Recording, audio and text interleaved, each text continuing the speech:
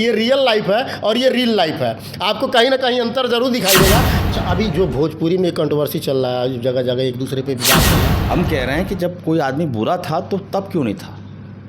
5 साल बाद बुरा कहने की क्या? 5 साल बाद बुरा कैसे हो गया हो?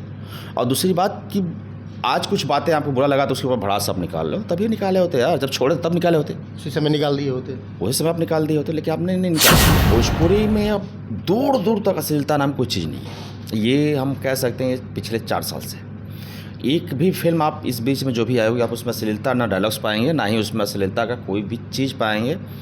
अश्लीलता थोड़ा बहुत है तो एल्बम इंडस्ट्री में। देखिए, भोजपुरी इंडस्ट्री अलग है, एल्बम इंडस्ट्री अलग है।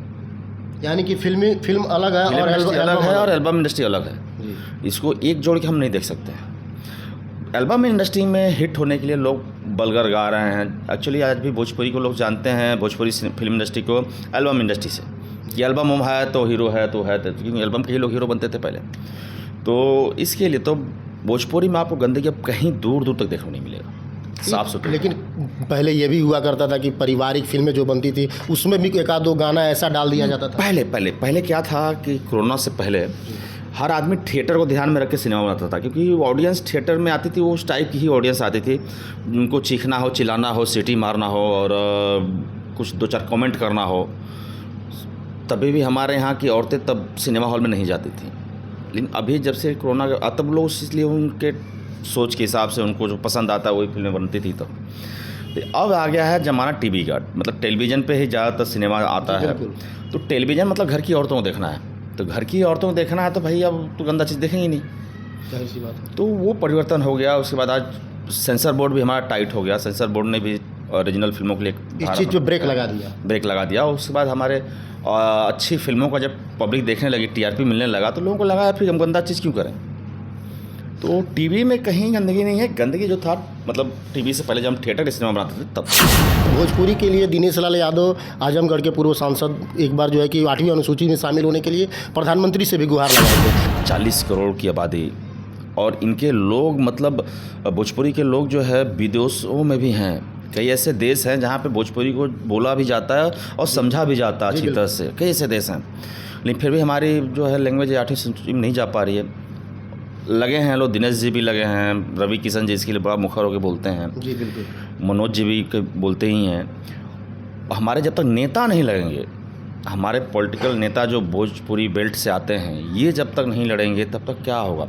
वो सिनेमा से लोग आए 2-3 आदमी बोलेंगे, 2-3 आदमी से तो कुछ होगा नहीं। जब तक बिल्कुल सबको आना पड़ेगा, इसके लिए एक आवाज़ उठाना पड़ेगा।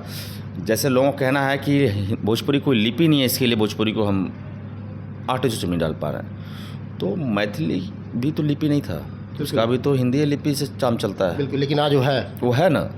तो ये है, तो इसके लिए क्या है कि अब लोगों को लड़ना पड़ेगा। हमारा दुर्भाग्य है कि हम हिंदी भी बोल लेते हैं, भोजपुरी भी बोल लेते हैं, तो हमको आप हिंदी भाषी घोषित करते हो।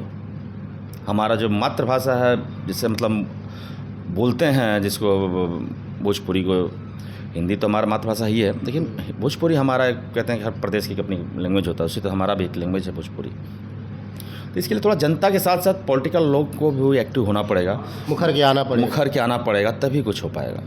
अच्छा, अभी जो भोजपुरी में कंट्रोवर्सी चल रहा है, जगह जगह एक दूसरे पे विवाद चल रहा है, क्या कहना है? कहना बड़ा कठिन है, क्योंकि हमारे ही इंडस्ट्री से लोग जुड़े हैं, हम भी उन्हीं से हैं, उन्हीं लोगों से जुड़े हुए हैं। लेकिन एक दूसरे पे आरोप लगाना, ब्लेम कसना, उसी पे आ रहा हूँ। बस यही कहूँगा कि नासमझी है इन लोगों की। इसी इंडस्ट्री से आप कमा रहे हो और इसी इंडस्ट्री के बारे में आप गलत सही सब कुछ बोले जा रहे हो सोशल मीडिया पे आकर के। इनके साथ उनका, उनके साथ उनका, उनके साथ उनका करने से पहले आपको नहीं समझ में आया?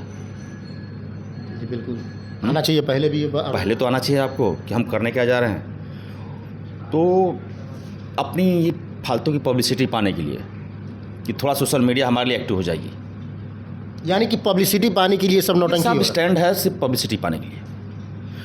रोज़ टीवी पर आके है करते हैं लोग। इन लोगों को सोचना चाहिए कि ऑडियंस हमारी एक ही है। बिल्कुल, जब सिनेमा देखती तो कोई जात पात देख के सिनेमा नहीं देखता है, लेकिन आप लोग वो भी देख के बांट रहे हो। ऑडियंस भगवान होती है, आप उनको आपस में लड़ा दे रहे हो। आपका कोई ऐसा डायलॉग जो आज तक के आपके जीवन में सबसे प्यारा बढ़िया आपको डायलॉग लगा हो, जनता वो सुनना चाहेगी? आप कैरेक्टर में आते हैं तो आपको कैसा महसूस होता है कि रियल लाइफ में और रियल लाइफ में क्या अंतर महसूस होता है?